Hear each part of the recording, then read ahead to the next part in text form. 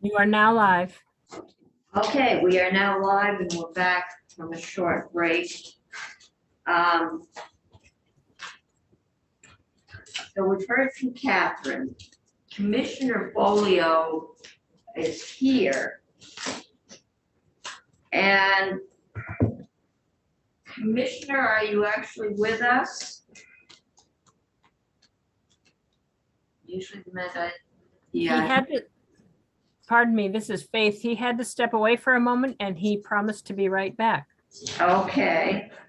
So committee, while we're waiting for the commissioner, chair's meeting yesterday, I told appropriations that this committee was concerned about spending all the increased revenue and had some concerns about the upper income levels, and as of yesterday, had asked Graham to come back with a proposal that was 30 million as opposed to $48 million. They are voting the budget out. I did find the list. Yeah, well, I had it here a minute ago. The list that Senator Kitchell gave us of new requests. Yeah, all right, the UVM base, that's the governor's base, no. I know one of the big areas she is looking at that was not in the House budget is the money for the state colleges. We promised them last year, the year before, that we would help them, in their transition and keep them sustainable. She feels the budget is nowhere near that and that they need more money. I know that we're trying to get more money for the home and community-based services. That's home health, mental health, choices for care. What else was in there, Senator Hardy? We heard this morning, developmental, disability support, and there was one other thing. Adult day is in there. Those kinds of services that are delivered at the home and community level. And I know she's trying to get more in there. Those are areas that we have chronically underfunded because we haven't had the money, and that are feeling a great deal of stress. We heard Champlain Valley Services at a 60% vacancy rate. That, especially for the home care, I got a lot of emails at the beginning of COVID, whereas you used to provide a home for somebody with a disabilities, but somebody from the agency, they went out every day and went to work or went to a day center, but they were not in your home all day, generally. And with COVID, they were in your home all day, everybody, and it put a lot more stress on those families. And we lost families along with the risk. So that's one of my concerns about the structure of this exclusively tax credit for children only. Is it goes to people who don't apparently need it, one, to a great extent, and two, we're leaving so many others by the sidelines. You take something like Alzheimer's as a classic example, in which we have 13,000 people statewide who have Alzheimer's, many of whom attend daycare or who need additional care. It takes people out of the workforce, the same as childcare does, but they get nothing in this way. We've so concentrated it that we left all these others by the sideline, which is why I think it would be worthwhile to go over at some point during this discussion the governor's proposal, which is much, much broader. I think that's what I'm asking Commissioner Bolio to do. And these other services, developmental disabilities, adult days, they are all going to be funded. The home health services provide the assistance with activities of ADLs, activities of daily living. I used to do those tests. And they so that's kind of, we're trying to get more money into those services, and do we put it, and then there is the question. The economist did say that this increase in revenue, they think will stay, but flat. But then there was the caveat, of course, with an overheated economy and the Fed's playing with interest rates.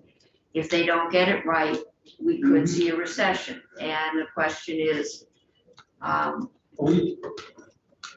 yes, Vermont gonna lead a recession? no, Vermont's not gonna lead a recession.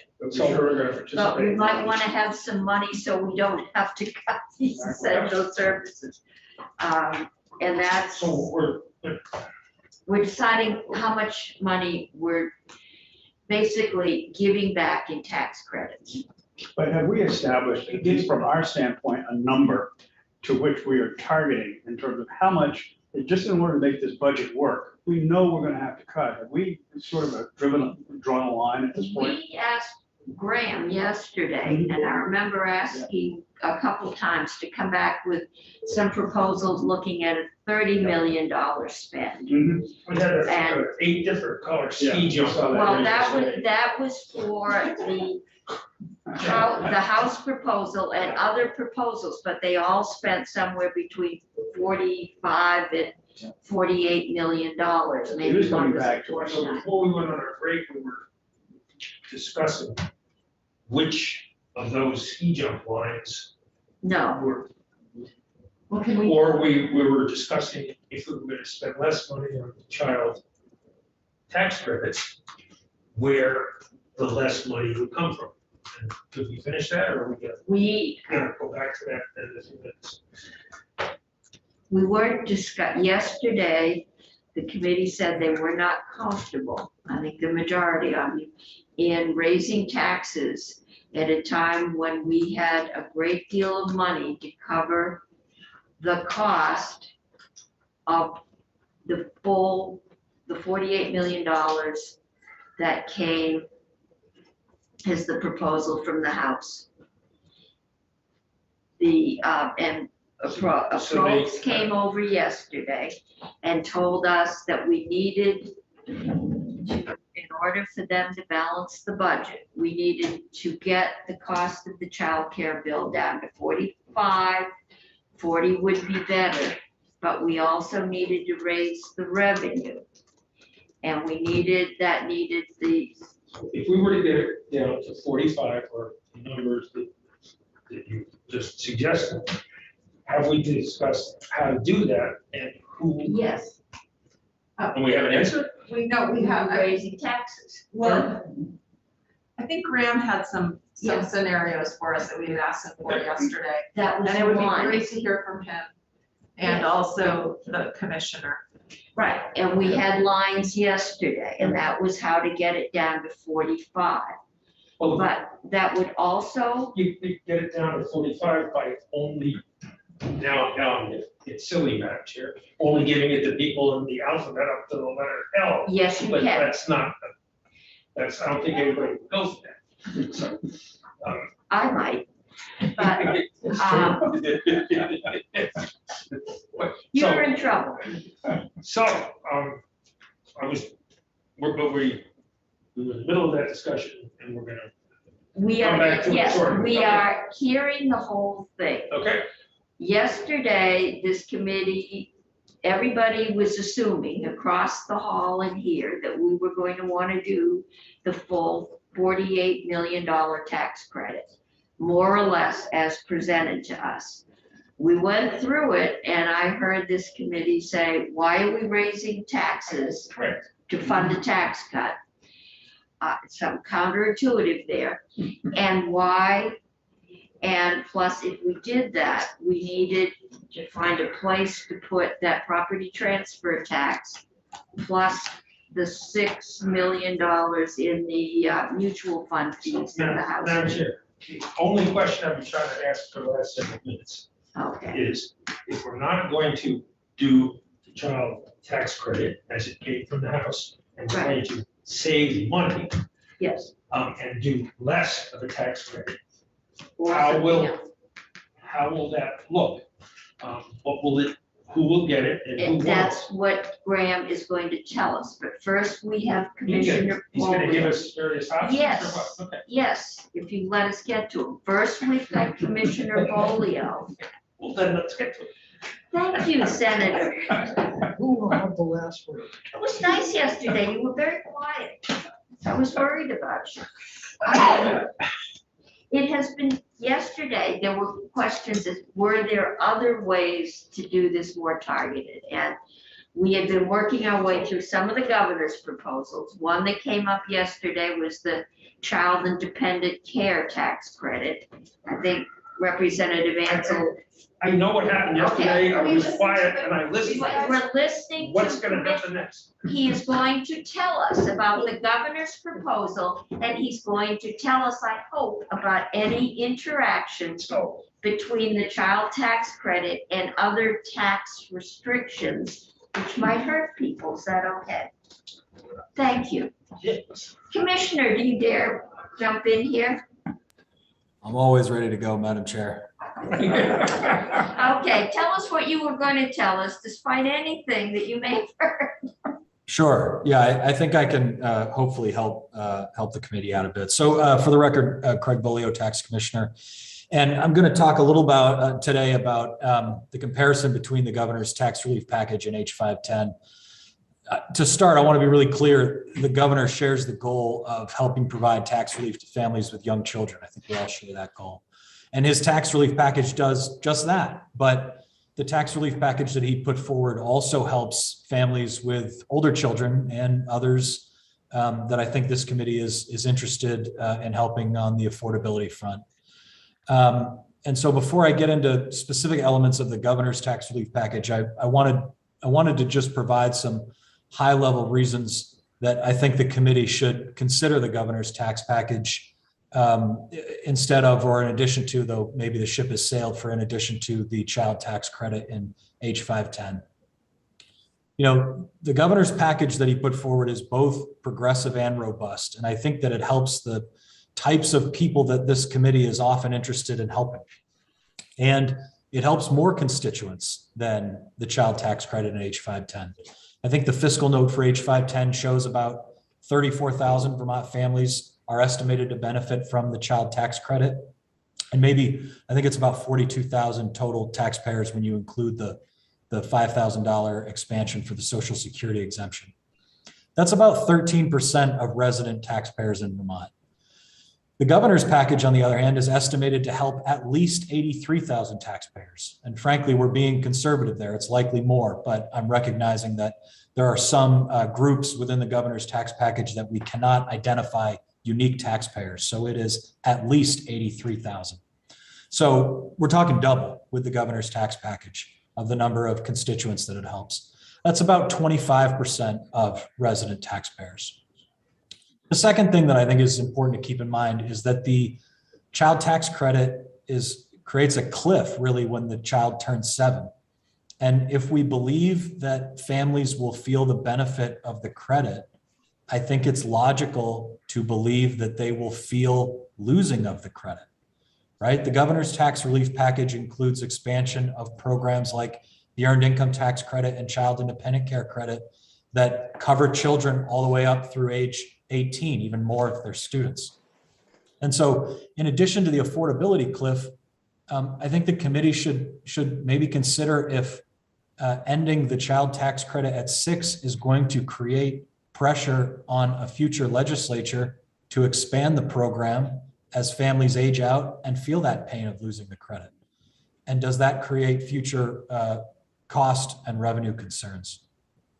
And the last high level thing that I would highlight is about workforce. You have heard directly from the governor that workforce is one of the largest challenges that we face as a state. And as a result, the governor's tax relief package was specifically tailored to expand proven programs and offer new strategic credits and deductions that will help enhance our workforce and support workers. Again, I would point to a program like the earned income tax credit, right, that enhances our workforce by relying on a tax credit that's given for earned income. I would point to the child independent care tax credit that is also capped on earned income and requires families who claim it to be in the workforce. I would look at the nursing and childcare worker credit to offer refundable credits to some of our most dire industries facing workforce challenges. And the last thing that I would want to highlight on the child tax credit before I give a high level on the governor's proposals is that the House did adjust the bill upon our request about our inability to offer a prepayment in calendar year 22. It was just too difficult to stand something like that up in a meaningful way. But I do want to be clear that there are ongoing administrative challenges that may make the program less effective than I think the legislature might hope. And some of those challenges include that prepayments are very difficult. You have an issue of moving, right? People move between states much more frequently than they move between countries. You have the issue of folks who do not need to file, right? Certainly there are utilization questions on any tax credit, but one of the ones that was a very hot button topic at the federal level with the child tax credit is how do we get this to people who are not required to file a tax return? The IRS spent a lot of resources and a lot of money standing up a portal that essentially allowed people to claim it without filing their tax return. I would urge extreme caution on a step like that at a state level. One, it would be expensive and challenging for us as well, and would require a significant number of resources for us to be able to do it. But the other thing that's challenging is, it's a very generous credit that if you do not file a tax return, it can be very difficult to track the legitimacy of those claims. The IRS has a certain level of wiggle room, let's call it, fiscally, and they have a much higher let's say, tolerance for fraudulent or otherwise inappropriate payments to go out than states often have, and certainly than Vermont has. And given the fact that no other state has a prepayment structure like that, and I'm not aware of, but I guess I can't say it doesn't exist, that no other state has a portal like that. I do worry that it would put a big sign on Vermont as a place to come to put forward those inaccurate claims. So, I do have some administrative challenges on it. But what I do want to highlight today is what's in the governor's tax relief package. And I think that many of these items really fall within elements that this. Question, Commissioner. Oh, sure. Commissioner, before you move on, I just wanted to ask, I don't know if you heard Representative Ansell's report to us. I'm sure you've heard her talk about H510 in the past, but sure. One of the benefits that she talked about and that I've pointed out to our committee of the child tax credit is that it's focusing resources and a decent amount, like real money when it comes down to it, on families at a time when they're least likely to have a lot of income. When people are younger and they have small kids and they are at the beginnings of their career, or they're struggling to pay for the expenses of a small kid. And so that's part of the argument of focusing on that population and that amount of resources. So I'm wondering what your response to that is, because it seems to me, I know you're going to go over the governor's proposal, but his are much more scattered and therefore less targeted. So what's your response to the targeted level at this really more vulnerable time in families' lives? Yeah, so certainly by definition, right, both the governor's package and the child tax credit are about the same amount of aggregated money, but the governor's tax package helps twice as many people. So by definition, on average, you're going to be helping the more narrow audience of the child tax credit than you would be with the governor's tax package. But again, the governor shares the goals of wanting to help families with young children, right? And so programs like the Earned Income Tax Credit, programs like the Child Independent Care Credit, deduction for student loan interest, or even the nursing or childcare worker credit likely have a lot of overlap with just those families, but it also doesn't shut out all of the other families who have maybe 7-year-old or 8-year-old children, or have high school age children, or even don't have children at all. Young workers who are struggling to make ends meet, right? That doesn't really answer the question I asked, Commissioner, with all due respect, but Sorry, the argument yeah, if you about- could just elaborate. I want to try to. The tax credit as it's proposed, he asked me to elaborate, is focused on families with young kids because of the vulnerable time in their sort of their economic lives of, families with young children. And it focuses like a real amount of resources rather than $100 here, $100 there kind of thing. It's real money. So I'm just curious your reaction to that, the argument that Representative Ansel was making as to why she focused on this type of credit. So I guess the contention that I would take with that premise is that the governor's tax package doesn't offer real money to those families and others.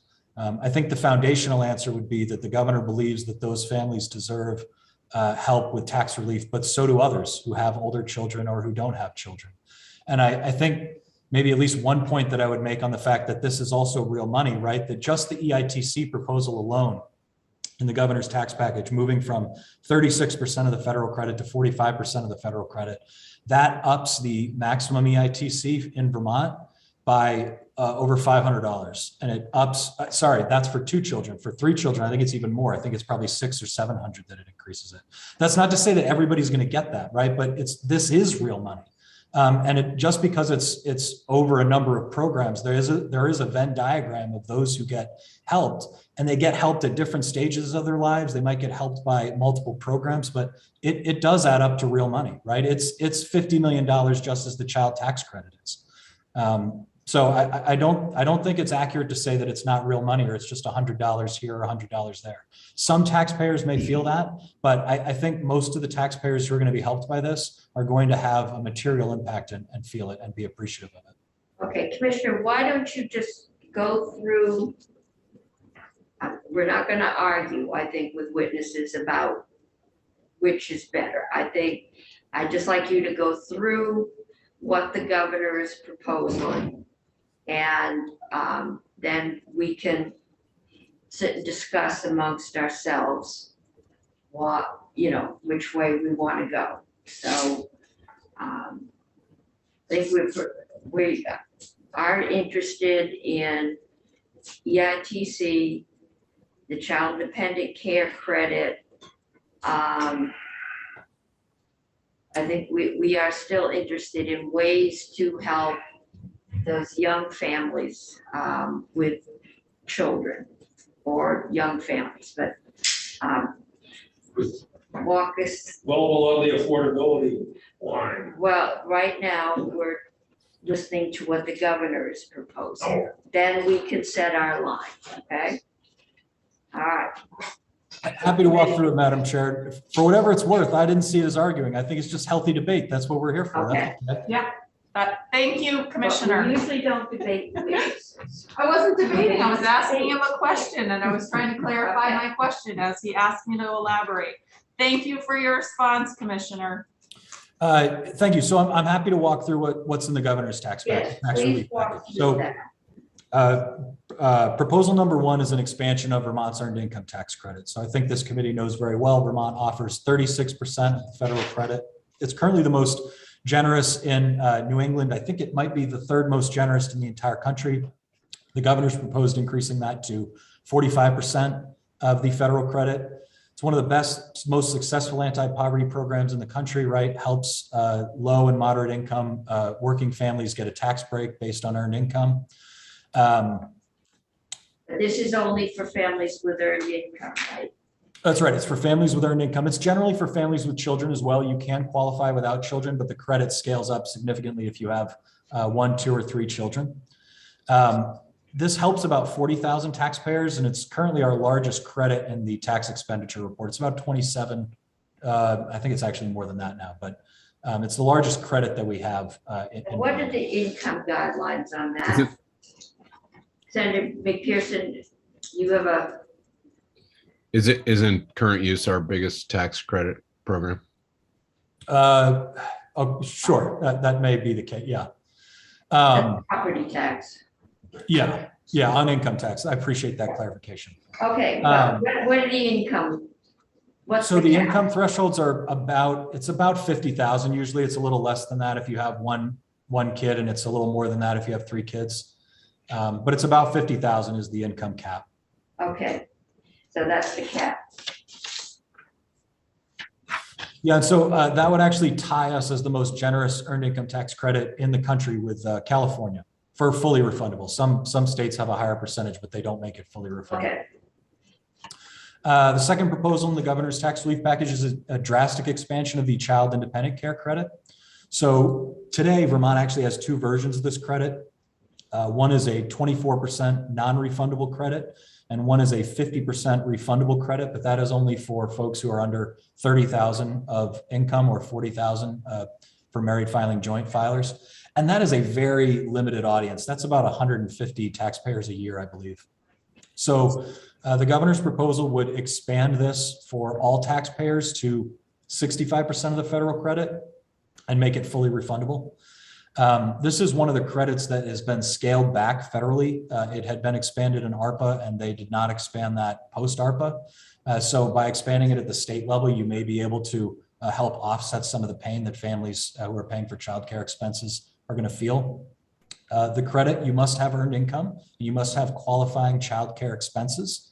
And the childcare expenses it does have a pretty broad definition. It doesn't have to be just regulated daycare centers. It could be day camps or summer camps, before and after school care can qualify, and as well as some home babysitters and things like that can qualify as well.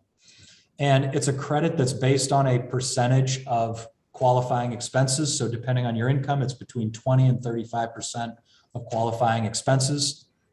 And this is a credit that today in Vermont helps about 14,000 taxpayers. That about 14,000 get the 24% version. And again, I think it might be about 250 get the 50% version. So this would expand it for everybody to be a much more generous credit in Vermont.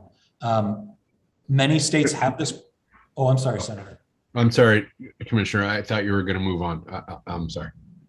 Just one final point. A lot of states have this credit, some version of it, but they're very different rules and a lot of different income thresholds. But I would argue that expanding it to 65% and fully refundable, you could make a case that we would be the most generous in New England and New York, though New York would still have slightly better treatment for the significantly low income population.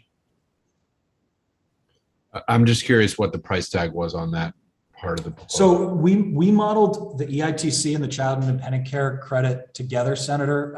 I could get you standalone numbers, but the reason we modeled them together is there's so much overlap between the 2 audiences who claim that if you run the numbers separately, it's not really what it would look like if you did them together. So I think it's in the neighborhood of, well, I know that the combined is just under 10 million for those 2 proposals. It would take me a minute or 2 to get what I believe is a reasonable standalone number, but I think it might be roughly half and half on that. But I can get a more precise number after if you'd like. so that's for the EITC and the child independent care tax credit. Yeah, together those are about 10 Pick million. up those that are doing dependent care. Yeah, so it can be for adult disabled children. It also can be for adults who are caring for elders as well. Admittedly, most of the credit goes for childcare for children under, I think, 12. And But what about the testimony we have is that it is difficult? And I can remember hearing that before, I think in health and welfare, that the form or the application is difficult and that it is severely underutilized. How many people use that child care tax credit now? So it's about 14,000 in Vermont get it now. I haven't done a lot of study on if it's poorly utilized. There are alternatives that can exist that would disqualify you from using the credit. So you might elect to do a flexible spending account. I think that tends to be higher income people who do that, but you could do that exclusion or the credit. So I'd have to dig into that question a little more, Madam Chair. Okay.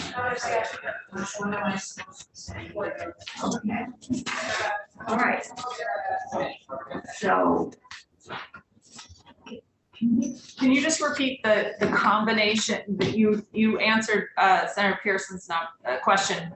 The two together, the earned income tax credit and child tax credit, child care tax credit, what was that?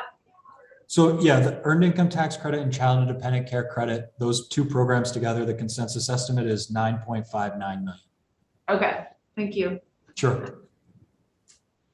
All right. The governor, Did you oh, have a sorry, Madam question? Chair. No, I saw his hand flash, but, No, that's what I was after. Thank you. okay. Okay, Commissioner, we're back to you. Sure. The governor has also proposed allowing Vermonters who are paying interest on student loans to deduct all interest paid on the loans. This is an expansion of an existing federal deduction, but there are a couple of caps on the federal deduction. So the first cap is an income cap, and that it's only available for individuals making less than $70,000 a year, or married couples making less than $140,000 a year. In addition to that, the deduction is capped at $2,500 per return. I think it's per return, not per individual. And so in Vermont, there's about 50,000 people who are taking the current deduction. We did some analysis on this and found that if we were to simply remove both the income cap and the cap on the deduction, it would help an additional 15,650 people. And interestingly on that, 2/3 of that 15,000 plus are aided not because of the income cap, but because they hit the deduction cap. So they are paying more than that in interest, or they also might be married filing separately, which married filing separately currently does not qualify for the federal deduction. And interestingly, many couples who both have student loans file married filing separately because of income-based repayment. And if you file married filing separately, you can each claim only your own income for income-based repayment, but then you can't claim the student loan interest deduction. So this would, in Vermont, just make the program simpler, which is you can deduct all student loan interest regardless of income and regardless of the amount that you're paying. My awareness of programs like this around the country is limited to New England and New York, which is that I believe Massachusetts allows this for undergraduate loans. And then Maine has a complicated program, I believe, called the Opportunity Credit that is not a deduction. No other New England states that I'm aware of have an additional deduction beyond what is allowed at the federal level. We have this at a consensus cost of 3.3 million. Okay.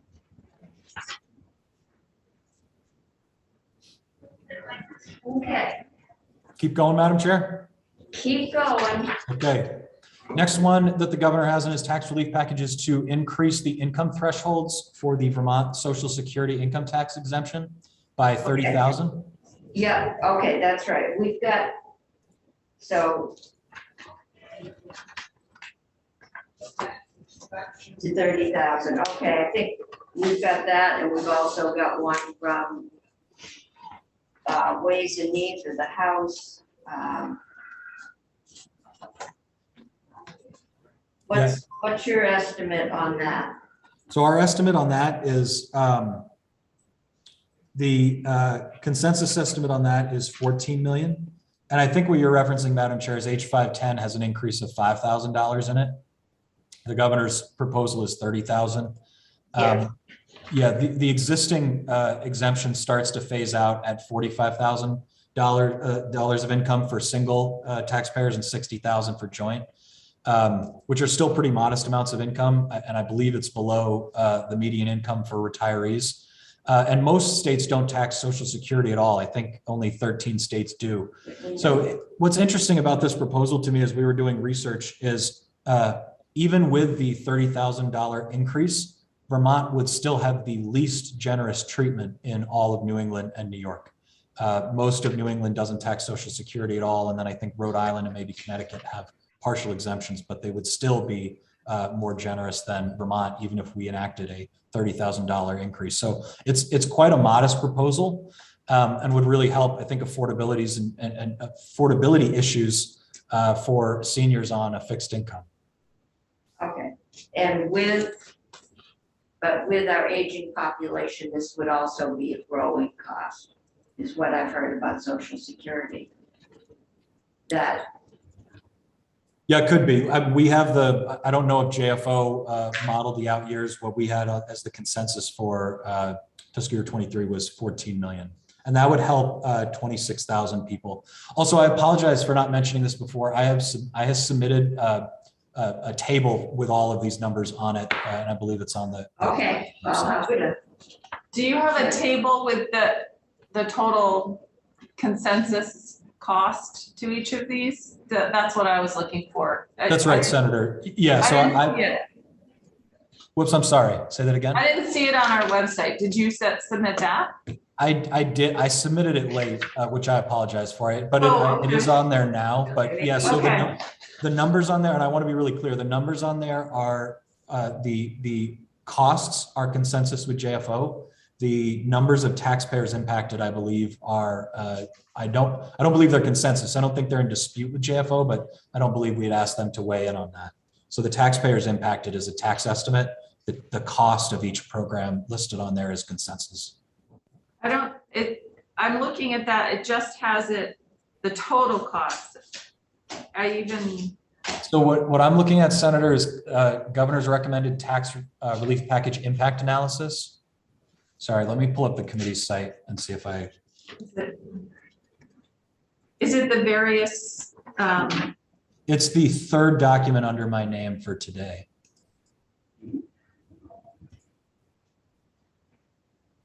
Okay. It doesn't have a total amount though. The very bottom line has the total of 47. Oh, okay, so $47.64. the Social Security is 14 million, is that right? Yes, that's right. So yeah, each Okay. one is I was total. having, because you have the decimal points in weird places, I was like, Oh, I'm sorry about that. yeah, okay, I got it. All right, Thank you. Have we got more that the guy in the governor's recommend? Or is that it? There are a few more proposals. I'm happy to go through them. So he proposed two different credits for two different industries that are experiencing some of our most acute workforce shortages. One is nursing. So it's both programs are a flat $1,000 fully refundable tax credit. So the first is for nurses and nurse educators. That would be registered nurses, advanced practice registered nurses, licensed practical nurse, licensed nurse assistant, and the nurse educator. Is this an ongoing credit?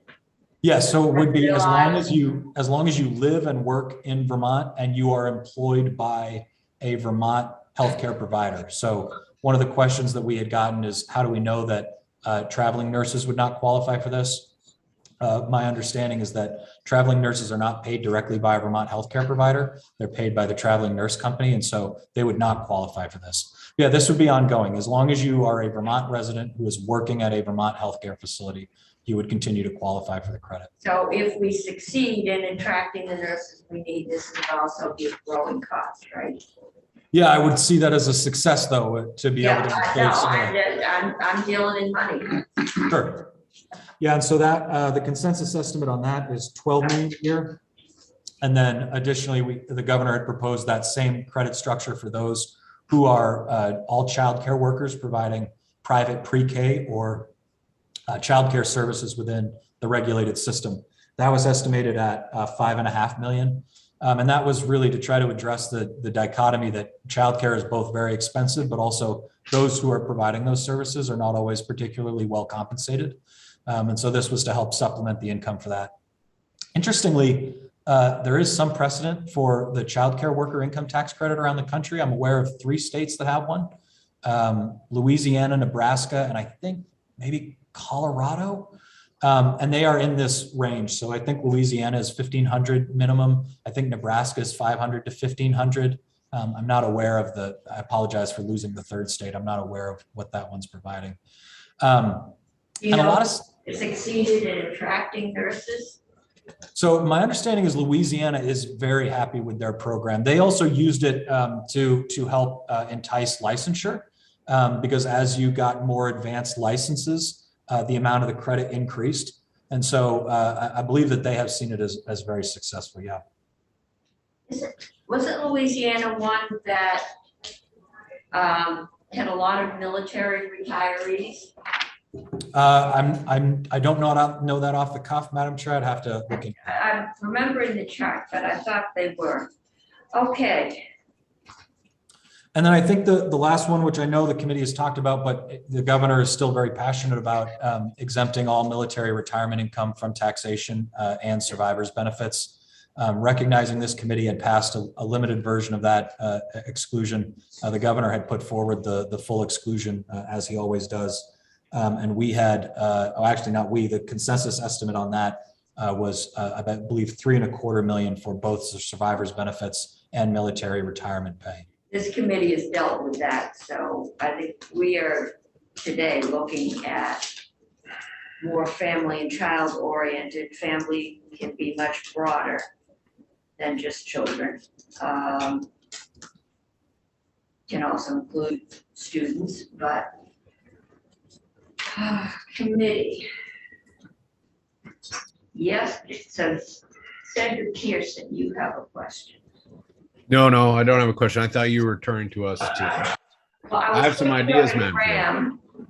I was gonna go to Graham because yesterday we asked him to put together some packages of the child care, the child tax credit, with a kind of capping it around 30 to 35 million.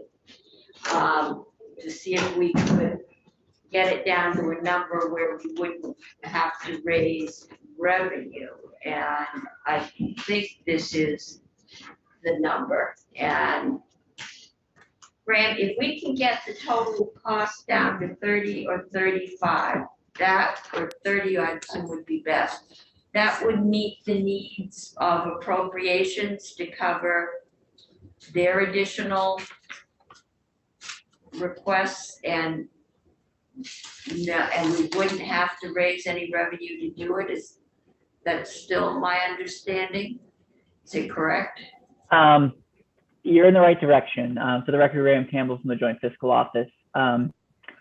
Based upon what you've passed so far, it doesn't have to quite be 30 million. It is more like 36 million is the cost of the child tax credit to get you to the point. But I will share my screen. Okay, but it could be any combination here. Yes. Okay, yep. So this is on the committee's webpage. I think it's called Revenue Discussion 510. This is Make it a basically, little bigger, Graham. yeah, sure. Is that better? Senator McDonald standing about a foot from the screen. Any closer, I'd be blocking it. So What is it called? it's called Revenue discussion on 510. Okay, so here's essentially the big picture that that this committee needs to be thinking about in terms of the budget. And I've spoken to Stephanie Barrett in our office, and I've also spoken to Senator Kitchell. And the sort of formal request from Senate Appropriation is that the total Senate tax reductions total $13.5 million less than the House. So to put that into context, the House passed the tax position of all of its positions was 46.5 million. As of today, you all have passed tax issues mostly related to S53. So that's the corporate tax bill and also some of the retirement exemptions you passed. That has a net positive of 3.23 million. That's where you are right now. And so the target, what I'm saying is, after it's all said and done, what you pass, you will have to have a total tax reduction package of $33 million as opposed to 46.54, which came out of the House. So what this means is that without raising revenues, if you're going to put it sort of all on the child tax credit without raising revenues, that the child tax credit cannot exceed roughly $36 million in total cost. So basically what you'd be trimming is $12 million from the child tax credit and doing nothing else. Now, of course, you could cut more from the child tax credit and build in other types of tax changes if you so chose. What I'm showing you here is a scenario where you give the Senate Appropriations Committee $13.5 million more than the House from a tax position, and you're essentially bearing it all on the child tax credit. This table basically lays out where you would be. You can see in the first column there's the House. This is everything that the House has passed. This is their position. They have reduced revenues by $46.54 million. The middle column is what you all have passed already. So you have a net position of tax. You've increased total state revenues by $3.23 million. And in order to satisfy the Senate Appropriations position and to close out the budget, if you did not want to do any other tax things except for cut the child tax credit, if you made the child tax credit $36 million, then your net revenue position would be $32.77 million, which means that your tax position would be $13.77 million better than the House, and you'd be satisfying the Senate position, the Senate Budget Committee, and their increased needs. So before I go into different iterations of the child tax credit, is everyone kind of clear what is being laid out here? Madam Chair? Yes, Senator Pearson. Again, I can't see you. Yeah. That's why I'm rudely jumping up. Graham, so as another way to look at this is that the construct that we see in front of us gives us the ability to offer 36 million in tax credits. That's right. You could offer $36 million in child tax credit. Well, in just tax credits. Yeah. Okay. Thank you. That's helpful. And then I have a sort of more specific question, Madam Chair, but let's make sure everybody else understands this table before I do that. Okay. Does everyone understand this? That right now we've got $36 million in tax credits. It's giving money back. And that will still cover the cost of the budget that is being voted out tomorrow. Barring that, I know Health and Welfare sent requests down today, as have other committees, so but this is where their best estimate. Senator McDonald, you have a question? No, All right. we got that 36 million. And Madam Chair, Yes. you had an assumption based on the House's greatest desires. The single sales factor is one of them. Graham put that in as, since it's Right. going to committee, something that could possibly change. Yep. But those are things that are hanging out there. And if we do, then we will, in committee of conference, have to find a way to cover that cost. We didn't do corporate minimum tax at S53, I just don't remember. Yeah, we did corporate minimum taxes S53, formerly known as feminine hygiene. But products. it's not shown there, it's, We did not do it. We You did not do it. And we That- did that's not what I wanted to make include- sure, yeah. We did not Yeah. include single sales factor, so. I know we didn't the do that, Senate- I wasn't sure about corporate minimum. Yeah, neither. We Okay. Okay. included neither. We Yeah. didn't lose money, so we didn't raise money. Okay. Okay, and we didn't do the cloud tax, Right. and we didn't do the full military exemption or the 10,000, we did it with a cap, an income cap.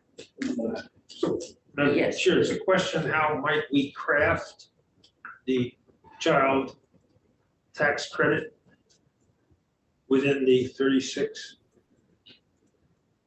number? That's one question, or That's- do we do that's one something question. different? A, we do not have to do anything. Mhm. That is always an option.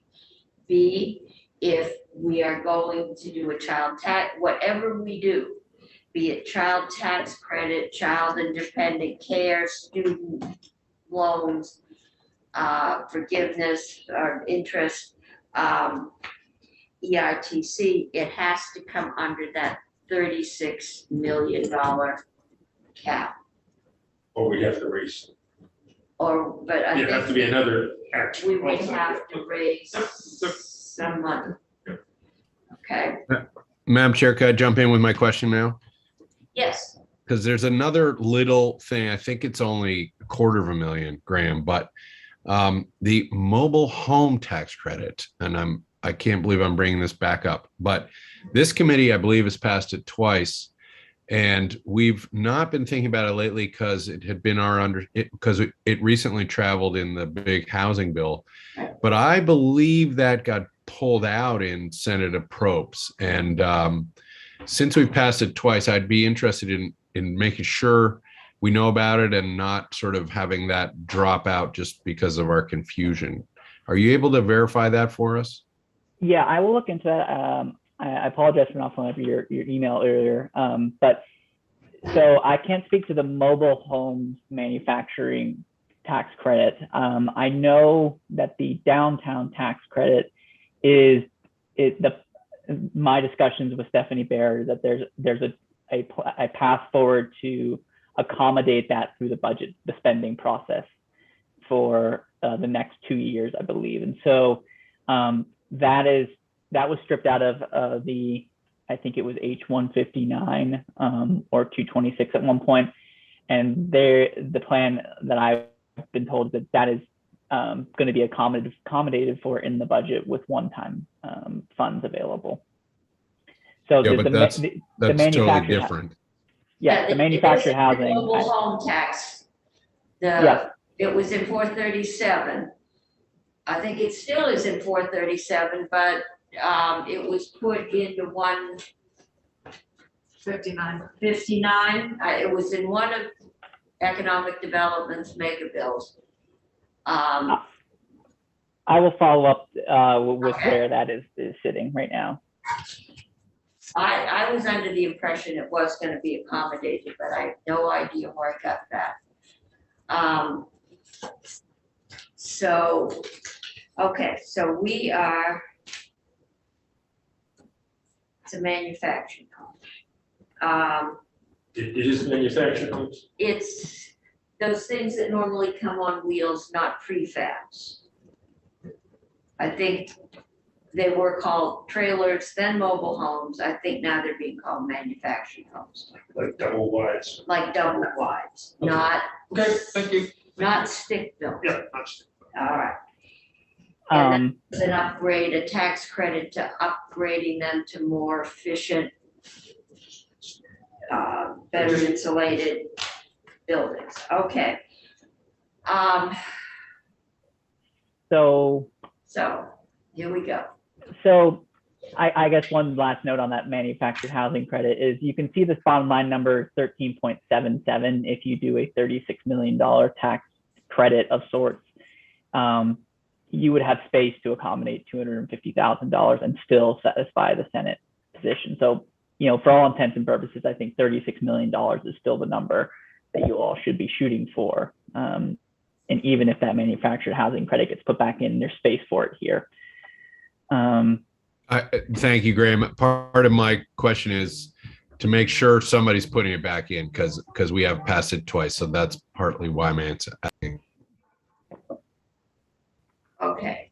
Understood. So this committee asked me yesterday to go back and look at ways that you could reduce the size of the child tax credit to accommodate the Senate appropriation request. So basically what we're aiming for is a child tax credit that costs $36 million as opposed to the 48 that it cost in the House. And so I've created 5 options here. And three of them are very similar to yesterday, just smaller credits. So the first option here is you do essentially the same construct as the House, which is a flat credit, but it's a lower credit than the House, and you have tighter income limits. So basically, you'd have a $965 refundable credit. It'd be available up to $150,000, and it would phase out quickly, just like the house. That's one option. It would cost $36.1 million. Another option is to use the same income thresholds as the house, so $200,000 for single to married filers. You make the credit smaller, but then you reduce the age limit. So it would be for 5 and under instead of 6 and under. So you could generate a tax credit of $1,000, $1,050 that is fully refundable. It's available up to $200,000, the same as the house, and phases out the same quickness as the house. But then if you make the age limit 5 and under instead of 6 and under, that would cost $36 million. So that's option 2. Options 1 and 2 are basically the same sort of idea as the house, as a flat tax credit for up to a certain amount, and then a quick drop off after that income limit. The only difference there is the size of the credit and the age difference in option 2. Options 3, 4, and 5 are sort of the progressive child tax credits that are not flat. They're more sort of, they have longer phase outs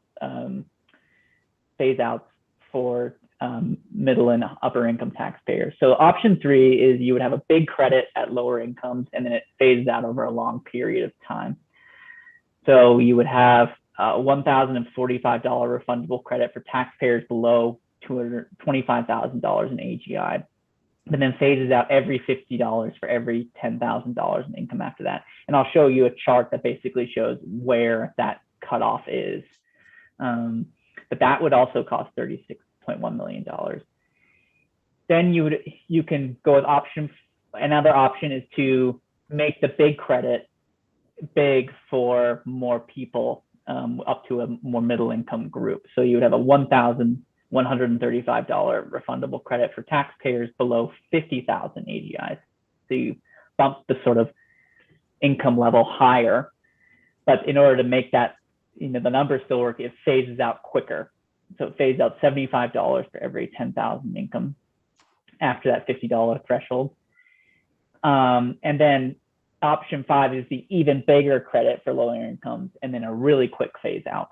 So not as quickly as the house proposal, but quicker than options 3 and 4. So you would have a credit of $1,345 for taxpayers below 25,000 in AGI, but it would phase out at $90 for every 10,000 income. That costs $36 million.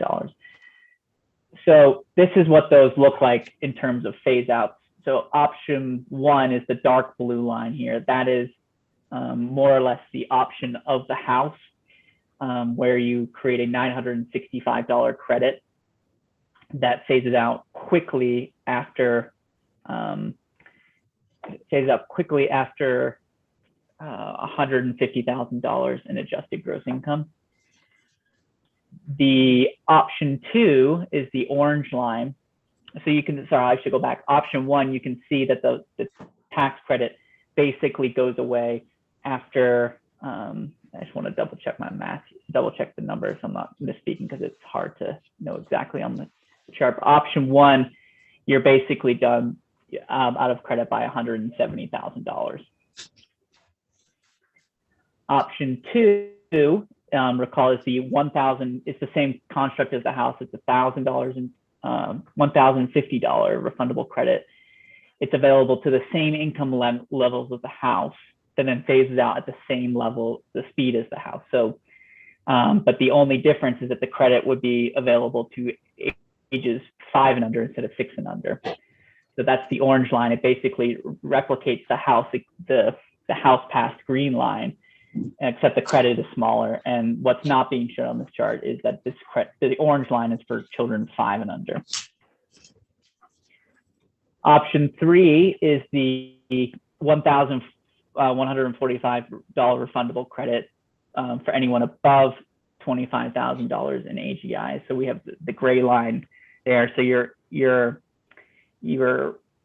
higher than options 1 and 2 at the start, but then it sort of phases out over a long period of time, such that by roughly, let me just double check here, by roughly $250,000, the credit is zero.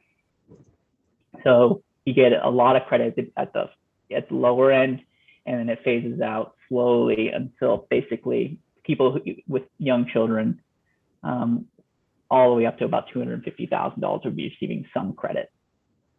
Option 4 is the sort of even a bigger credit than the a bigger credit at lower incomes that goes out to about $50,000, and then it phases out a little bit quicker. So you can see the yellow line is a $1,135 credit that goes out to about $50,000, then phases out quicker than the gray line, such that by about $200,000, the taxpayers with young children will receive no credit. And then finally, option 5, that's the very large credit at the low end, but phases out quickest amongst options 3, 4, and 5. That's a $1,345 refundable credit up to $25,000, and then it phases out such that by about just over $220,000, or just over about $200,000, the credit is gone. Oh no, sorry, I'm mistaken. I'm reading the chart. After about $170,000, the credit is gone. Okay, Senator Frey has a question. Thanks, Mr. Campbell. Can you have the comparable chart that shows income distribution and number of recipients? Maybe that's coming still. Like there. It's right below the chart, Senator. This basically is our estimates at JFO for the number of children that live in each one of the income groups. This is from the census, the American Community Survey, and we've made some adjustments to better align with the legislative economists' forecast for population by single year of age. So basically what you see is there's a lot of children, up to about $125,000, even up to $150,000 in income. And then after $150,000, then it starts to sort of tail off relatively quickly. So that, I think Representative Ansel was explaining earlier is, the income thresholds did not save the child tax credit significant dollars until you start going below $150,000 in income, because that's where you're sort of entering the thick of the distribution for children under 6. Okay, Senator Brock has a question. Graham, do you have any estimate of the number of children of non-filers? I don't, unfortunately. I think the best estimate there would be coming from federal data, but I don't know whether it will be applicable to this because we're talking about a very specific age group. And I don't know whether the non-filing population federally, is one where they have characteristics, whether they're, and even if they had characteristics, whether it would have information about whether they had children under the ages of 7. But I can look into it. Okay, Graham, these will be posted to the website, right? They are on the website, yeah. Yeah, I know. Okay, yes, I should have asked Senator Hardy. Okay, so they are available to the public. Can you go back to the ski jumps for just a bit? Can you go back to the charts? The ski jumps. Thank you. Thank you. Okay, and what is your question? No, You just like the colors? I like the colors, Madam Chair, yes. Into the Crayolas, actually. Okay, so the green is the House proposal, right? That is the most generous. The red is option 2.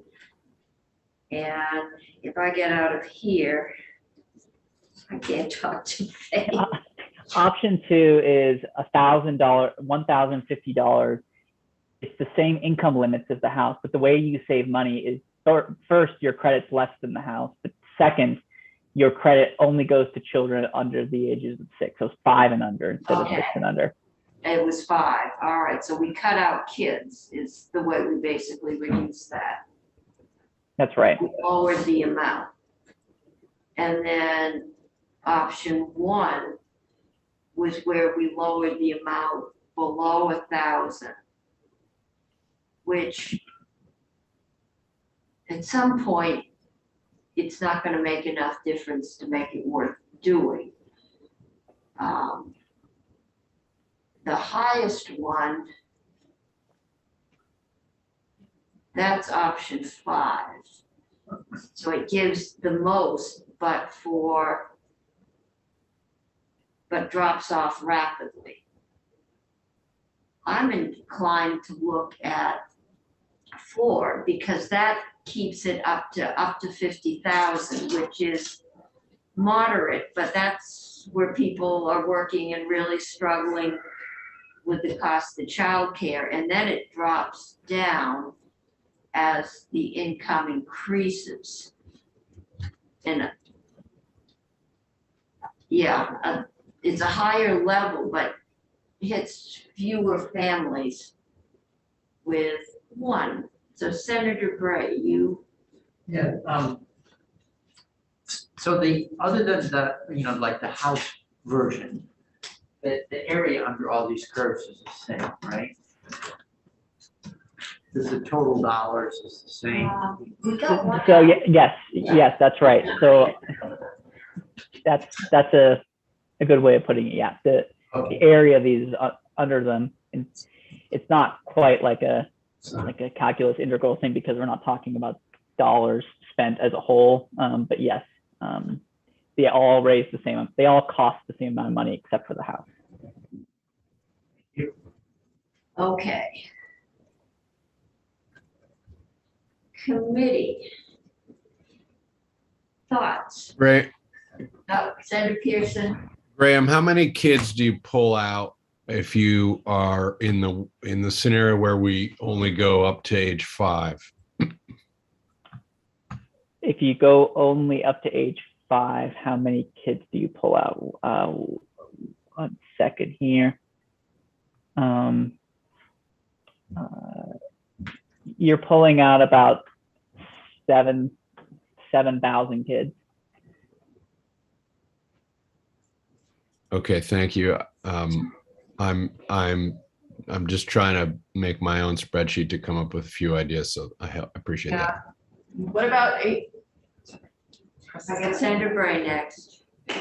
So, Madam Chair, based on all the things we've learned in the last 2 days, I'm inclined, to choose option 4.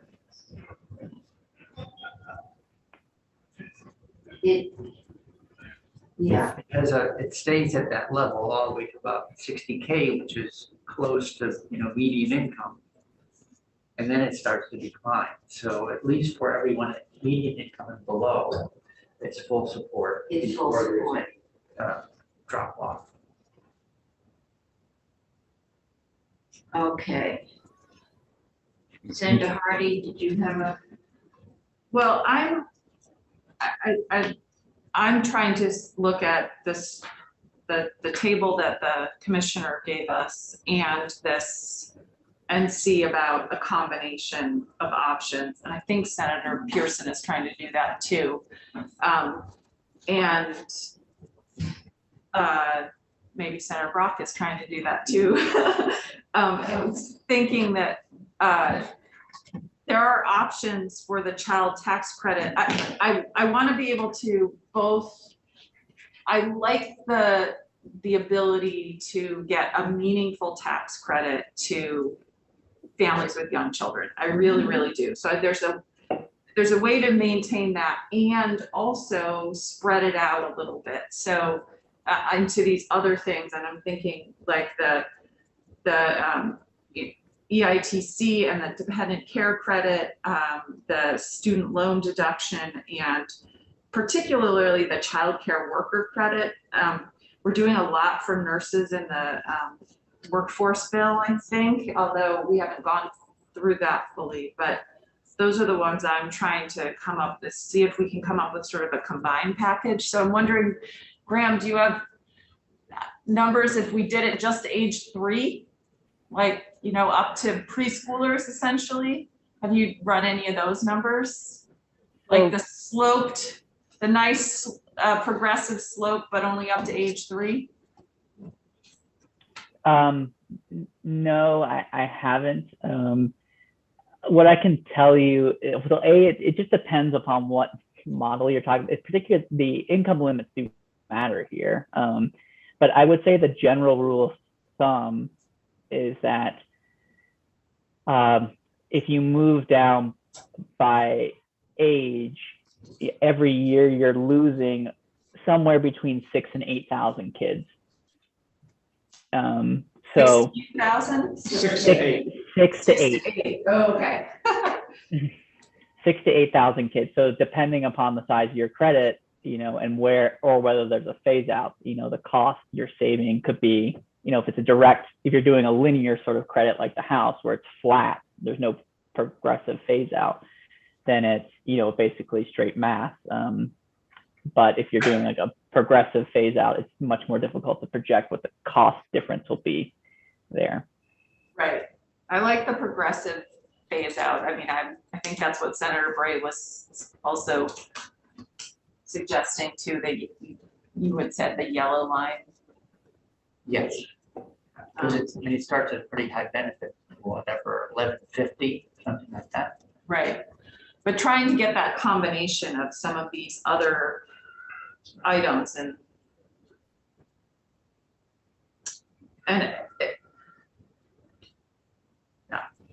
I don't know what other people are thinking, but we don't need to put all of our eggs into one basket. No, we don't, but if we put eggs in any other basket other than these, then we have to start significantly reducing this child tax credit. I know, and that's what I was just saying, is there are ways to do that by reducing the One thing they could do age. is very radical, is just reduce taxes. Think about doing that. I'm talking about the age. This is a tax reduction.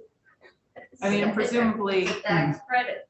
going through, right now it's up through age 6. If you go up through age 3, even just like roughly speaking, you cut it in half, basically. Yeah. But So you're thinking about not all the eggs in one basket, but adding other eggs to the basket. Like, Yeah, so we have this as part of the basket, and we have a variation of this, maybe more focused on the very youngest kids. And then some of these items from this list to try to, So I think many of the things on the other list are important to the groups that are affected, and it is much broader. what are you thinking, Senator Pearson? Well, I happen to agree with Senator Brock. And okay, this is a red letter day. no, come on. He and I have sponsored bills together, Madam Chair.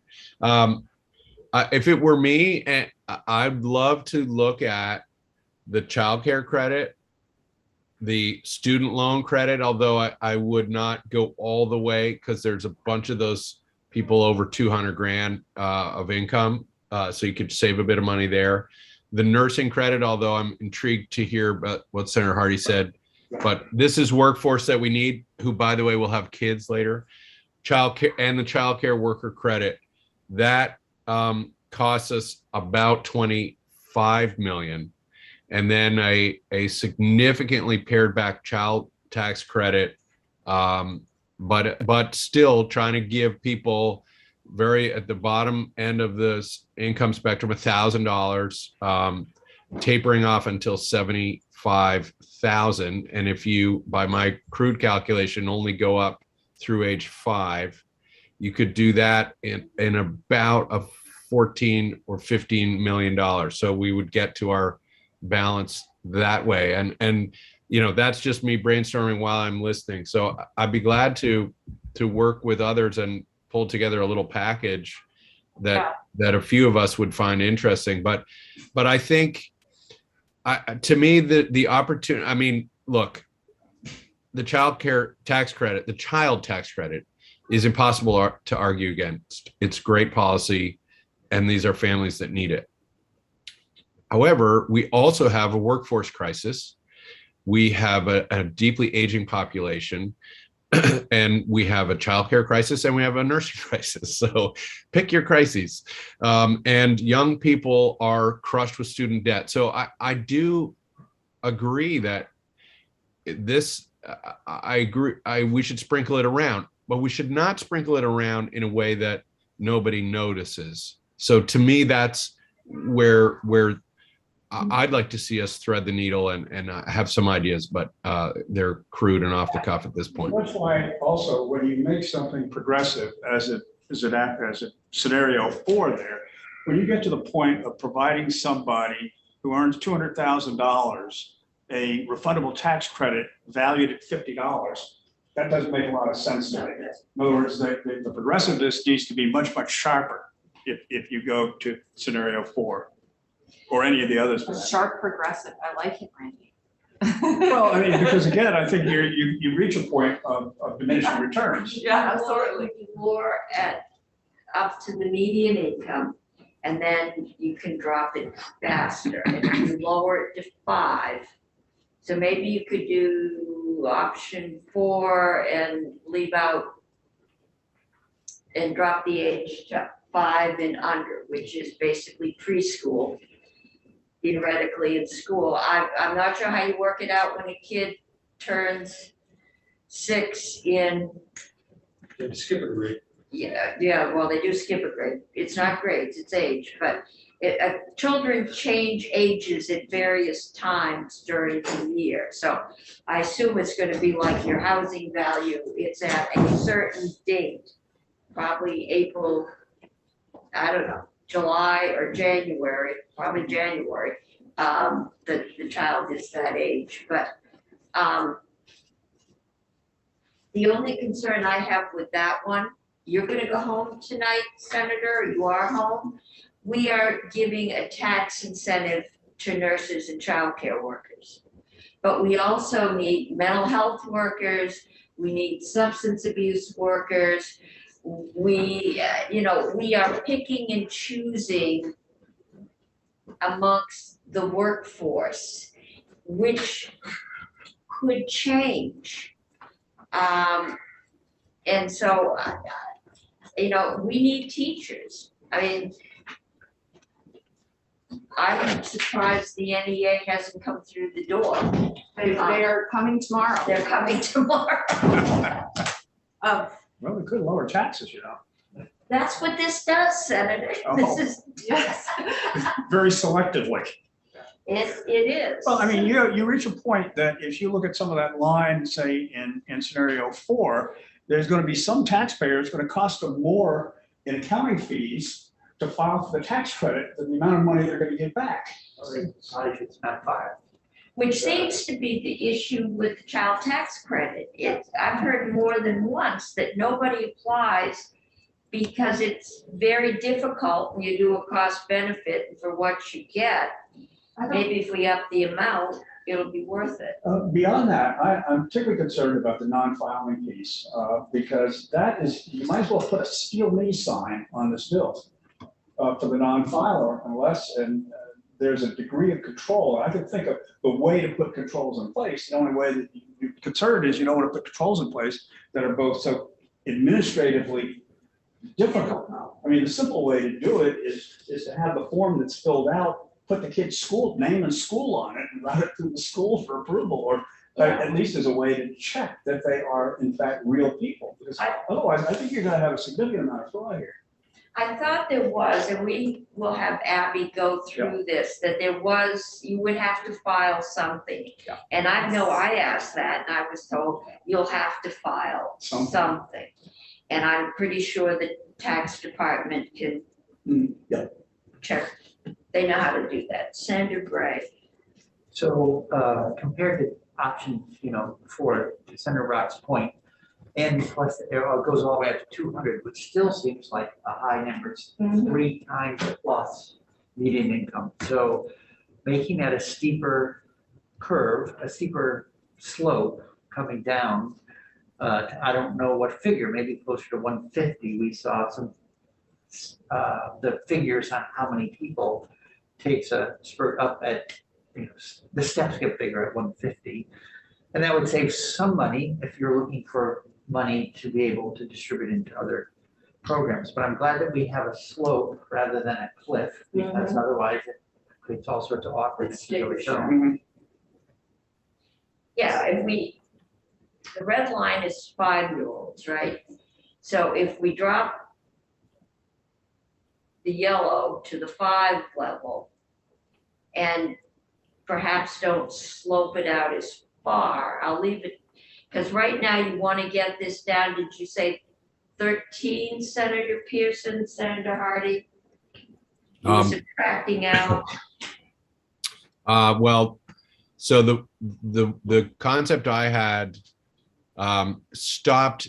It was aggressively progressive, which is a cliff after 75,000 of household income. So that is, not ideal, but obviously this is a counter offer. So anyway, so it does that.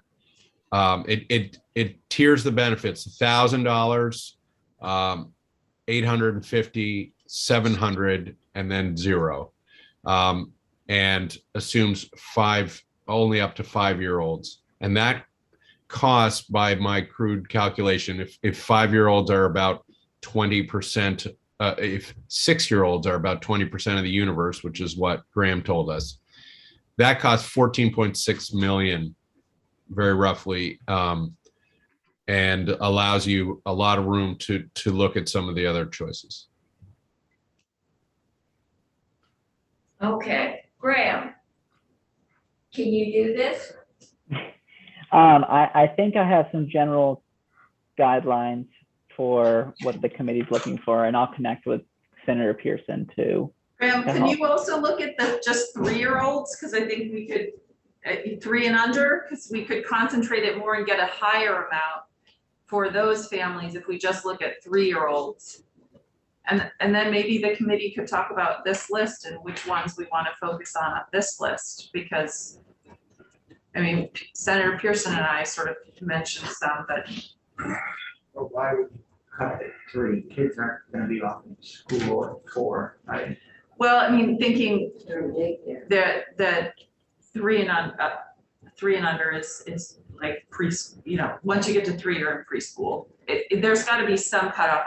Going up to 5 is possible, but I like the bigger amount for a targeted group. And if we're starting to cut it down to lower and lower, then it may not be. And I just want to look at the difference and have options at 3 years old and 5 years old, and then how much of these other things could we put on the list? Graham, could you take your screen down unless anybody still needs that chart? It would be a help for me. I'm trying to think who, Commissioner Bolio, now that I can see you, I can see your hand is up.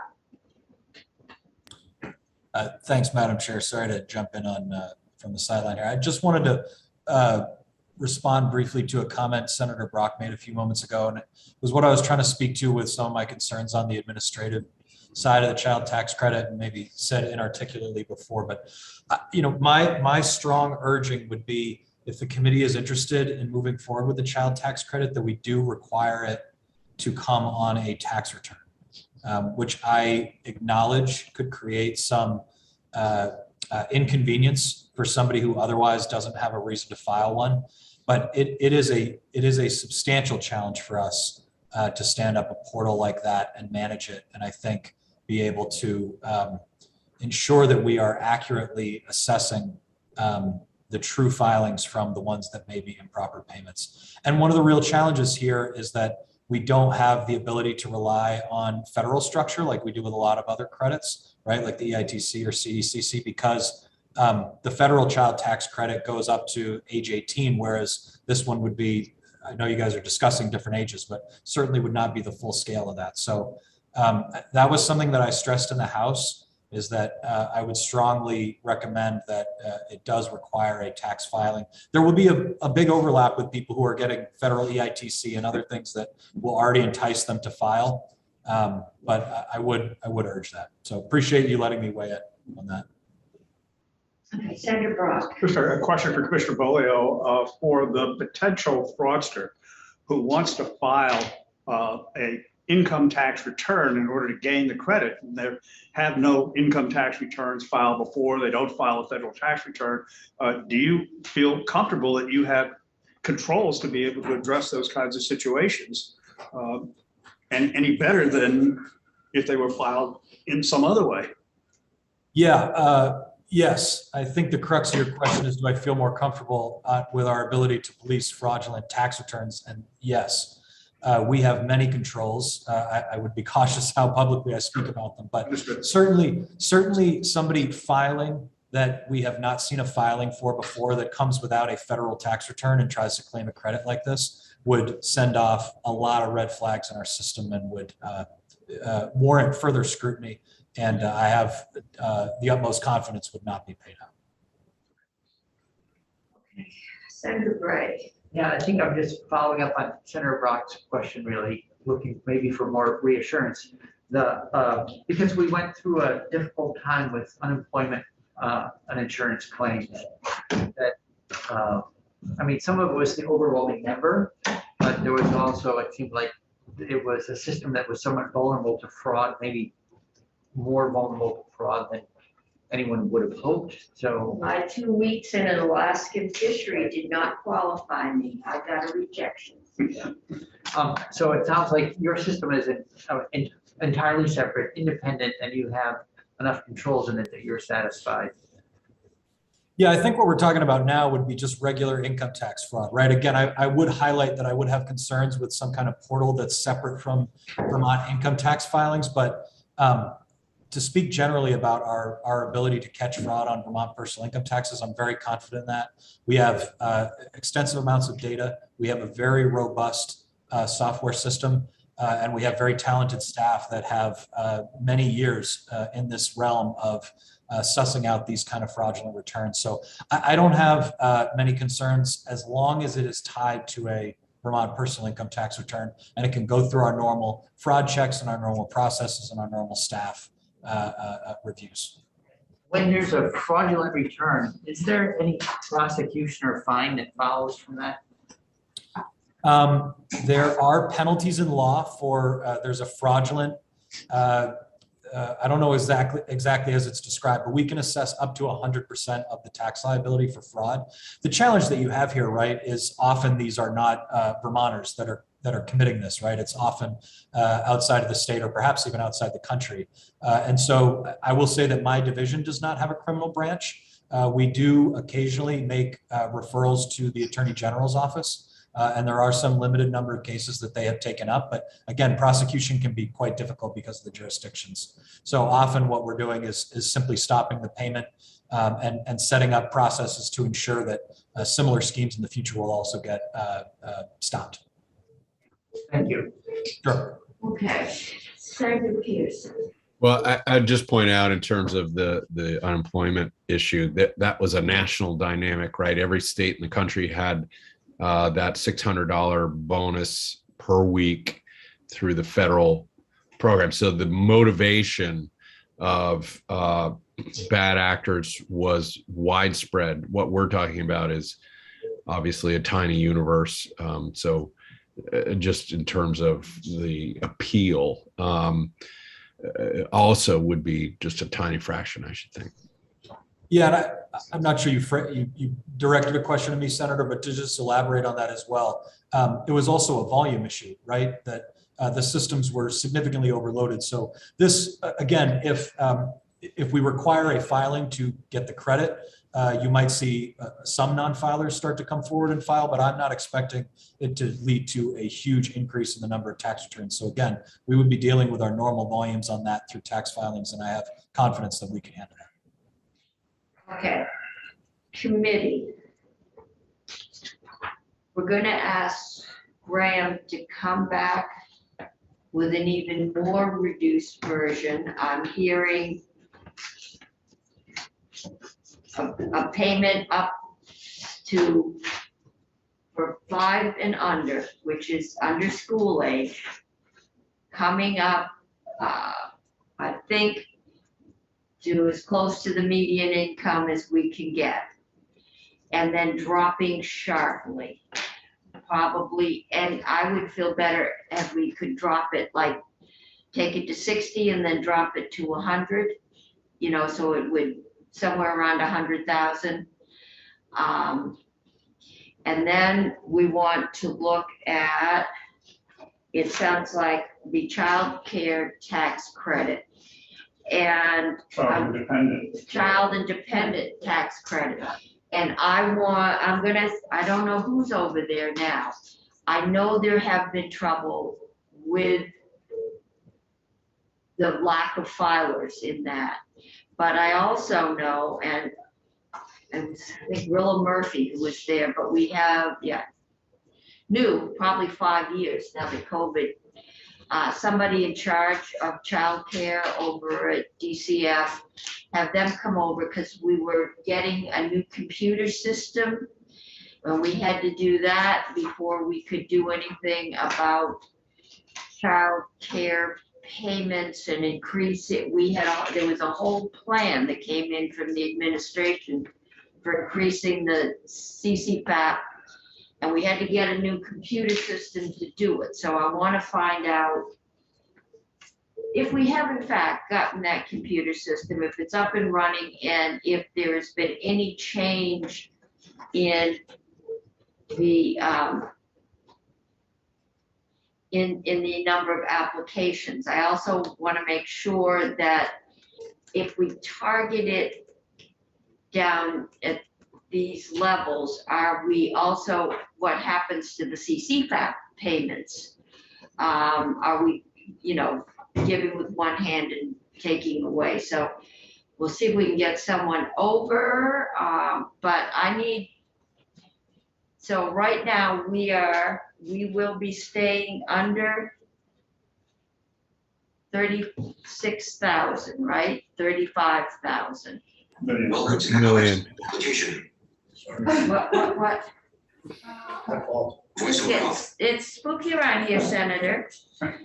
I think that's what I'm hearing, so I can tell them they can vote out the budget. Senator Pearson, then Senator Harvey. Just as in my brainstorming, I also took in the 2.8 million that the House passed in the transfer tax. And there are, you know, little wiggle rooms, but I think in terms of giving us a little time and giving probes what they need, that what you're suggesting makes good sense to me. Okay, and Graham, if we keep it down at this level, we don't have to worry about the transfer tax, is that true? If you keep your tax proposals, all the ups and downs that you want to do at negative 36 million, then you're safe for the budget. Okay, so we don't have to do that if we choose to do that, because right now that property transfer tax is hanging out on 437 all by itself, and I would give its survival rate as -0. So I've been trying to find something else to put in there, but I haven't yet. So Senator Hardy. Well, just a question about, well, a couple questions, but you were talking about the CCFAP and the child financing, childcare financing system. Commissioner Brown could have spoken to that, but he was the one that we had in earlier this year in health and welfare. But I don't think they, and Commissioner Bolio, you can correct me if I'm wrong, they don't, DCF does not administer the child care tax credit, right? That's a different, that's a totally different system. Right. So it's not about that. The take-up rate is something that, would you know the take-up rate for the child care tax credit? I don't know it off the top of my head. I would say there is some overlap there, right? Because I believe those at the very lowest income thresholds get 100% subsidy. And so the way that the CCFAP and the credit interact is that if the childcare expenses are not paid by the family, they can't be claimed for the credit. Right, So the portion that is a state subsidy doesn't get claimed for the credit. So the ultra low income who see 100% subsidy wouldn't be eligible for that credit. So I would say, when the administration was putting that forward, we were really looking at the child independent care credit as a credit more for the middle income and looking at EITC as the credit for the lower and moderate income. But there is some overlap there, even at the lower income for child independent care credit, if they don't have 100% CCFAP subsidy. Right, I remember a table from last year when we talked about this, actually, that Graham, that's why you're raising your hand. And then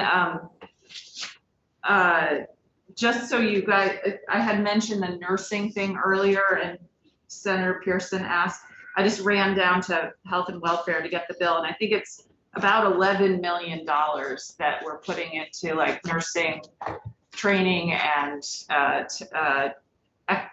loan repayments and workforce. And that's why I mentioned that, because that's in actually Senator Sorokin's. Senator Brady. Yeah, it's a big package. So There is something. there's quite a bit for nursing. It's one of the foci. I'd like Graham. Get your hand. I just wanted to just briefly touch upon some of the questions on the child independent care credit. I think Representative Ansel misspoke about the fact that the child independent care credit is, I guess, undersubscribed, or people are just not filing. The reason why the child dependent care credit is not cost the state a lot of money is kind of multiple factors. The first factor is that the child dependent care credit is not a Vermont tax credit per se. It's a federal tax credit, of which we take 24% of the federal credit. The federal credit itself is not incredibly generous for anyone who's beyond quite low income. So basically, the child dependent care credit federally only allows you to claim expenses up to $3,000 for a single filer and $6,000 for 2 or more children. And that's the amount of expenses that you can claim, but then you have to shave that by a percentage based upon your income. And so that percentage generally is between 40 and 20%. So the maximum credit you can get is really only, up to $1,000 or so dollars for the federal child dependent care credit. And the Vermont one is 24% of that. So it's not particularly generous credit federally. And then on top of that, the people who it might benefit who might claim it federally, in Vermont, we have the CCFAP program. So you're not allowed to claim child dependent care expenses if you are having the state subsidize it. And so all these factors sort of come together to create the fact that the child dependent care credit does not cost the state that much money. And because at the lowest income, those people aren't really paying that much for childcare, on top of the fact that the federal credit is not particularly generous. And so the expansion of the governor's proposal does make it more generous for middle income taxpayers because it makes it refundable. That's the other big thing, is the child dependent care credit is not refundable in Vermont, except for the very lowest Vermonters. But again, they're not paying for childcare because CCFAP subsidizes it. So the real benefit for the child dependent care credit is for the middle income folks, but keep in mind again that federal credit itself is not particularly generous. And so that's why middle and upper income taxpayers tend to pay for child care using flexible spending accounts, not getting the back end credit as the payment. Okay, Senator Pearson. Madam Chair, as we chew through all these options, I guess I just want to take a temperature of the room. I think we all agree with the concept of any child tax credit being not a silly little one, but sticking to the House's construct of, if you're going to do it, really do it. Now, we might offer it to fewer families, we might offer it to different ages, but a benefit for, as you've said, median household income and less has to be not $300, but something more significant. And I just throw that out there because it's useful as we're bantying ideas around for us to agree some principles, and then we can tweak things to and sometimes we tweak our principles, but that would be my hope. And I think that's kind of a consensus that I'm hearing from the room. Okay. Agreed. So Senator Surratt. I missed most of the discussion, I'm sorry, but from what I'm picking up, I guess one, I agree with what Senator Pearson just said. I'm not sure I agree with the threshold that's being thrown around of 60,000 or 75,000, even though it would be a smaller benefit for, I don't know what we do on property tax, income-based property tax with the 90,000. This is 90,000. I just think there's some value in, when I think of a household of 2 wage earners who are making $120,000, I don't necessarily think of those people as wealthy. And, you hear all of these folks saying, I don't qualify. I just don't qualify. I missed the cutoff. They have their own cliffs. So I think there's some value in raising that amount somewhat and progressively lowering the benefit, but still allowing them into the program.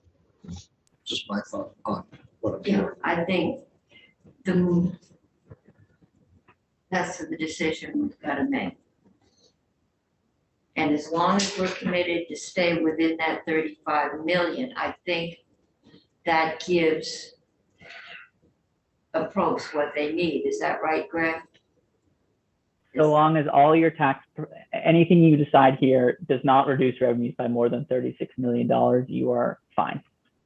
Okay, so they can go forward with a clear conscience and we can tweak this till the cows come home. Or whomever, or whatever. So committee. I think it may be time to think about that. And Graham, can you send us the parameters of the federal child care? So it is in our form, it's a federal form. It would be helpful because it's refundable for middle income, which would be good if we're gonna limit the tax credit, the plain child tax credit to, lower income levels, that upping the child dependent care credit, and then we can see how much might be left over for student loan reductions. Is that where we're headed? And you've got your 3-year-olds. Yeah, well, I was just doing some math, looking at the list from the tax commissioner. If we did the EITC and child dependent care at 9.6 million, the student loan deduction at 3.3, and then the child care worker credit at 5.5, I think that's 18.4 million. And then we do an $18 million child tax credit and just see how generous at what age cutoff and income cutoff we could do with 18 million. That's one option. And that. Okay, so shall we send Graham back to redraw the colored line? What do you think, Pearson? Yeah, I think the difference between what I was talking about and what you're talking about is you didn't do the nursing and you did the EITC. Is that right? Well, the way that the tax commissioner's charts are, it combines EITC and the child dependent care credit. Yeah. And then, yeah, and then the student loan deduction and the child care worker. I didn't include nurses, not because they're not important, but because the economic development bill or the workforce bill has a lot of money in there for nursing stuff. And so it seems like maybe it's covered a little bit more there than other areas. Yep, yep. The economic development bill, though, largely for nurses covers loan repayment of people who are fresh out of nursing and those kind of things. It doesn't provide anything for nurses who are working, if you will, or Right, just coming in who don't have those. That don't have payments. loans. I Yeah. get that. But nurses are also, I don't know. I don't want to argue against giving money to nurses. Right. But I was trying to cut it somewhere and still leave some money left over. And that's why I was playing with the 5-year-old versus Could you repeat, 3-year-old, Ruth, cut it off. the numbers that you gave Chris just a second ago? Yeah, it's 9.6 million. These are the commissioner's numbers. So 9.6 million for the EITC and dependent care credit combo. They have it combined. And then 3.3 million.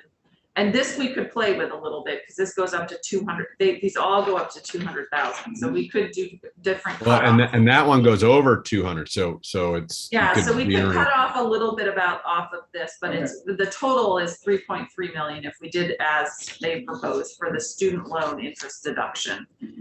And again, we could mess with that. And then the child care worker tax credit, the credit for the workers themselves is 5.5 million. So that adds up to 18.4. Your average childcare worker is making 26,000. Yeah, I mean, childcare workers make nothing. You know, they're so low income. So that would be 18.4. That leaves us about 18 million to do, as generous as we can, depending on what Graham can come up with. Okay, go to Senator Bray and then Senator Pearson. So I haven't been on this committee for 4 years, so maybe I missed a trend and just didn't notice it. But how often do we pick a particular occupation and then pass tax exemptions for that occupation? I don't know that I can't remember. It's a good question. I mean, it's And it might be better suited for the workforce development bill. we're doing all this workforce stuff, so I mean, it just, every time we pick one, there's the whole thing of how you naturally create some antagonism between groups who are picked and groups who are not. And then you think of the ones that we forgot, that we think about just after the session ends. Right, but some of these needs are, Good lower taxes. some of these. I hate to keep raising that issue. That's what this does, Senator. I can't wait to get to the yield bill. So I'm just feeling like it's a somewhat, it's a little nerve wracking. We sort of haphazardly pick things. It's not haphazard. Well, okay, so it's not haphazard, but it's somewhat, compared to the way we do this stuff, it's somewhat idiosyncratic. I mean, how about that? How about novels? How about it's novel? And, Random, arbitrary. It's not random and arbitrary. There's a reason why childcare workers and nurses are on this list, and we all know them because those are two areas where the state is really struggling. And childcare workers in particular are related to other workforce issues. If we don't have people to take care of children, parents can't work. And if we don't have, and the nurses, it's just an ongoing thing. And I hear you. I mean, I think it's true, like you get the haves and the have-nots, but nursing a well-paid profession. Yes. well, and that's one of the reasons, the nursing stuff is in the workforce bill, and I think that's. The other thing is that we're moving into this, there's a childcare financing study that's gonna come out next session. And a lot of that is gonna be, how much do we need to invest in childcare? So if we're putting a little bit of money in childcare, then we have that universe to move around next year when we're looking at the broader picture of funding childcare. No, we give a tax credit. We're not taking it away next year. I am with Senator Bray. I'm getting emails from teachers who are very unhappy with their increased pension costs, et cetera, et cetera. And there are teaching shortages, and they have just been through a miserable 2 years like nurses. And we have decided that nurses are more valuable than teachers. We have decided, We haven't Why? decided that. we have are not giving decided one a that. tax credit. We haven't decided anything, Madam All Chair. right, all We have right, not I'm just, decided can I anything. finish, please, Senator? Thank you. We do not have enough community care homes for developmentally disabled families. Those families are being paid, you know, probably down at the level of childcare workers. We're not giving them anything. We have a decided lack of mental health employees and drug and substance abuse counselors. We have a huge workforce shortage across the board. We might just give childcare workers a wage increase so they make more than 26,000 a year. I mean, it is dangerous to start picking out specific occupations and saying, we think you are worthy of not paying taxes, and the rest of you aren't. And so, and I'm getting a little tired of hearing taxes kind of treated as a punishment. We will never do single payer health care. I'm sure, I think there's talk of a proposal on the yield bill of trying to write some incentives to paraprofessionals. On the yield bill, Right. that's news to Which, me. well, it's news to me too. But Alright. it certainly addresses that We without going out and whacking people. We will deal with the yield bill. But that is not usually where we deal with salaries and Oh, wages. wait. They are You do show. Senator Gray. Yeah, so I'm not making a proposal, but the point I was making is, well, this recently, you know, they're published annually, 10 occupations in shortest supply or greatest needed workers in Vermont. And I think it was either 1, 2, or 3 was carpenters, but we don't, not advocating for them, I'm just saying, you can always find occupations where we're short of people, and We can't get broadband up because we can't get electricians that are allowed to go up in the poles and string it. And there's a workforce shortage there. So Senator Pearson. So I think Sarah Bray asks a fair question. Why would we pick? And the only one that I've heard that we are picking is childcare workers, right? Senator Hardy took the nurse credit out because she doesn't like children or nurses. I'm joking. I'm joking. Please make that the quote in your article. We're going to be hungry and drink toxic. And the committee seemed to nod in agreement there. Seriously, No idea why, Chris. it's Sarah Bray asks an excellent question. Why would we pick that profession out? And I think there's an excellent answer. Childcare is sort of a public service. A starting teacher is guaranteed at least $40,000, right, at minimum, and a pension and healthcare. In Chittenden County, I have a friend whose daughter had been working 10 years ago in the kingdom, and she'd been a teacher for 10 years and was making $33,000. Well, if she starts in that school, she's making at least $33,000 this year to start. A childcare worker is, remember when we talked about when we tried to pass the minimum wage the first time and it was vetoed, we were really worried.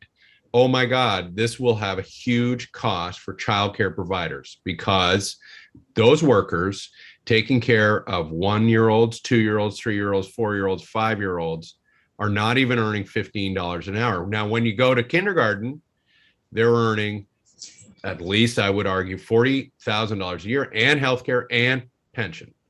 So we have routinely overlooked effectively a public role of childcare workers. And now they're not alone. There are other, Madam Chair, you keep bringing this up, and I'm glad you're bringing it up, of home care providers, for instance. But they are slated to get an increase in the budget process. The difference is with childcare workers is they're not paid directly by the state. So this is an option for us. The other reason that we can actually do that would help this workforce that is deeply struggling, the other reason to single them out, because it is an excellent question, is the Chamber of Commerce, VBSR, all business leaders have routinely said to us, you've got to help us solve this problem. To do that, and I hope we will have Let's Grow Kids in, but maybe we don't have time. But to do that, the legislature, and others know more about this than I do, has set up a multi-year process to get our arms around this. And it is a big price tag. We should not fool ourselves. It is 140, I've seen, $1 million price tag to sort of treat 0 through 5 the way we treat 5 through 12, K through 12. It's a big price tag. So I think there's a ton of wisdom for us this year to do something that won't be in conflict with that big price tag down the road, that will in fact reduce the price tag, or at least be the beginning of us addressing that, not pick something that we all think is very worthy and there's a lot of options. And then next year when we come and the next couple of years when we are ready to face the childcare crisis head on, we go, geez, I wish we hadn't done that generous 40 million here. So I think it's the right question. It's a very fair question for us to consider. And I actually think the answer is crystal clear to me, that the business community is basically saying this is foundational for us to find workforce. And you're not going to do that if we continue to depend on workers who are paid very little, and we can't really increase their salary here, but we could give them a tax break as a strategy to build that workforce. Okay, Senator Bray. Well, so I, appreciate Senator Pearson's, perspective on this, and I'm thinking as we talked about it, it's, and you know more about it. So it's interesting though to have those business groups talking about the need to solve this. I'm not sure to what degree they've been participating to solve it, as opposed to looking for a tax, proposal to take care of it. So anyway, I'm leaving that as a question.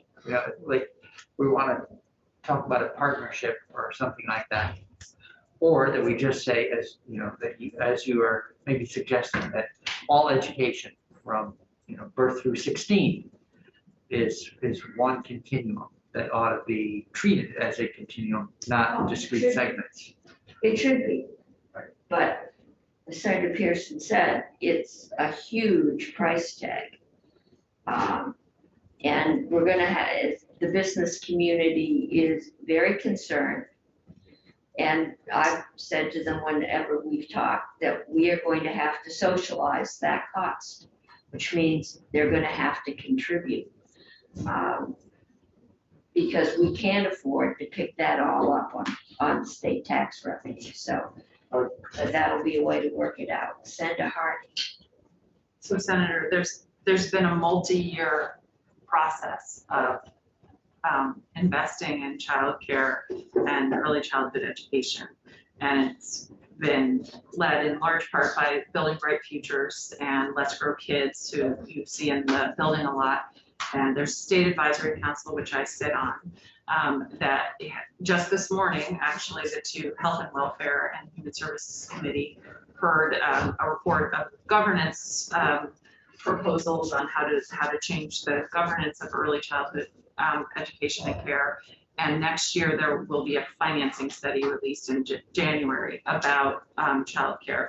The business community is represented on that State Advisory Council and has in large part funded Let's Grow Kids, which has been the advocacy organization that we see here in the building all the time. So there's been a huge effort over the last several years to really focus on a broad spectrum on childcare, and the critical need for childcare on a number of levels. And this is just a very small part of the whole package that I would argue would provide us some flexibility if we invest in this, at least temporarily. It provides us some flexibility to move around resources when, as Senator Pearson said, we're going to get a financing study that really shows there's a significant need to invest more funds into childcare. I think we have made the progress we're going to make today. I think we need Graham to bring us back another childcare proposal. And I think that is probably it. Do we need anything else for tomorrow other than some other childcare proposals? Senator Pearson, do you need anything else for tomorrow?